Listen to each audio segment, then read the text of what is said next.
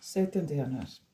Líf án bænar er meiningalaust og tómt því bænin er náið andlegt samband við aðra sjálf.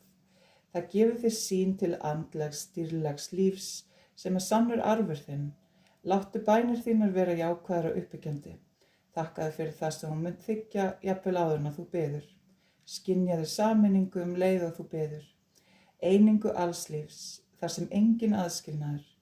Því allt er eitt, bænin sameinar allt, færir allt saman og skapar fullkomna einingu. Talaðu við mig og hlustaðu á mig.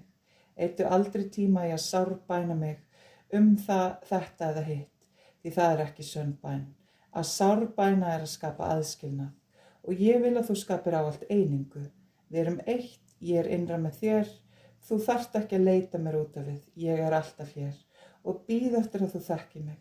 Þekktu einingu okkar núna, ég er í þér og þú í mér.